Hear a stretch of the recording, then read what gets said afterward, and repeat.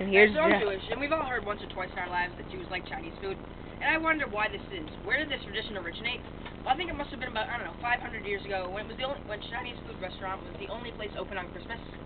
All the Jews just probably kind of gathered together and said, hey, this is our new hangout. Alright. So I hear there's still some trouble between Israel and Palestine. If you haven't heard, they're fighting over who has the right to own the land where Israel is. And I know it's supposed to be a holy land for both Jews and Muslims, but why do they want it? I mean, it's old, it's hot and dry, and it's got to have at least 1 million holes in it by now. The Christians had a right to it too, and they moved on. Oh my God! Then again, they have North America, South America, Australia, and most of Europe. I would mention Antarctica, but there are only polar bears down there, and I don't think they have to choose very well. Does anyone find it a little strange that Santa only works 1 day a year and hasn't run into any financial trouble?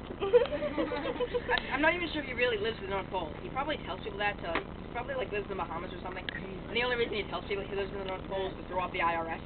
I can picture 1 million tax collectors gathering in the North Pole. Like, where is he? He lied to us. Oh God, penguins, run, Bill, run! Oh God, they crack through the ice, they freeze. 1 million years later, we excavate and find their frozen bodies and a note from Santa Claus saying, Merry Christmas, jerks. What does he think he does in his spare time? Well, he can't make toys for 365 days straight.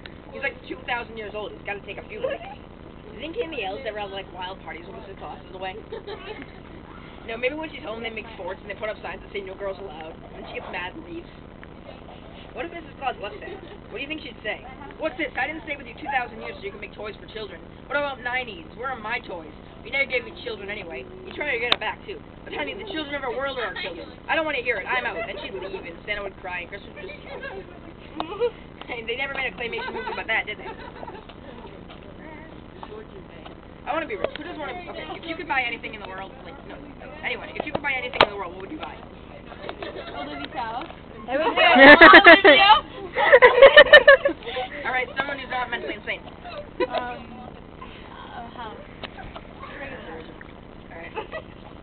Well, I want... SeaWorld. I think Julie was being very original. Really, I'd buy the Mona Lisa. Really, I don't want to buy the Mona Lisa. There are 1 million other things I'd buy.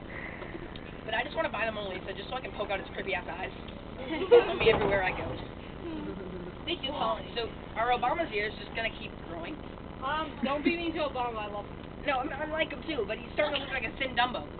I want to read his book just to see if there are any similarities in his life with Dumbo. If he gets elected, then at the end of his term, I'll be like, it's been real, then flap away. He'll fly in a can. Everyone I know is bashing Canada. They're like, Canada's a terrible place compared to America. Really? So clean air, water, and free healthcare is terrible? Also in America, there are terrorists, guns, war, and all sorts of crazy stuff. And why are we afraid to go to Canada? Because of cold air and moose.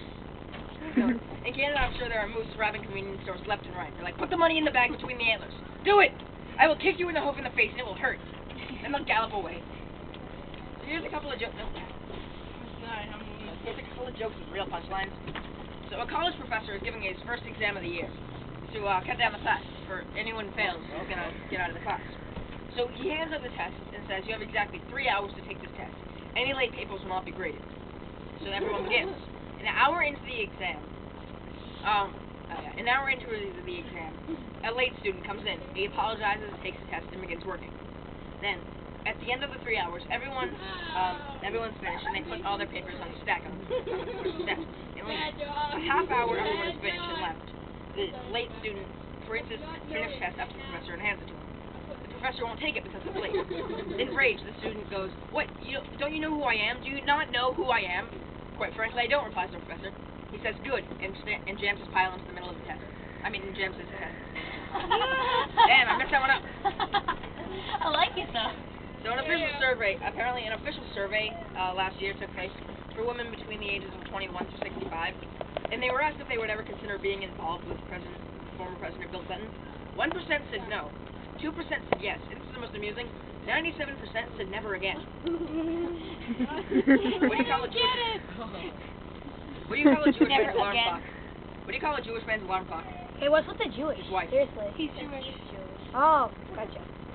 Did you not hear the whole act where I said I'm Jewish? No. What do you call an electrician who doesn't know how to use a drill? Screwed. When I went to weddings, old women would come up to me, poke me in the ribs, and say, "You're next." They stopped after I started to do the same thing to them at funerals. Alright, I'm going to do one last joke. A couple of hunters are out in the woods when one of them falls to the ground. He doesn't seem to be breathing, and his eyes are rolled back to the back of his head. The other guy whips out his cell phone and calls emergency services. He gasps the operator. My friend is dead. What can I do? The operator, in a calm, soothing voice, says, just take it easy. I can help. First, let's make sure he's dead. There's a silence, and then a shot is heard. The guy's voice comes back on the line. He says, all right, what now? All right, thanks so much. I'll see you guys later. Remember, laughter is the best medicine. But really, you should get that thing checked out. Bye.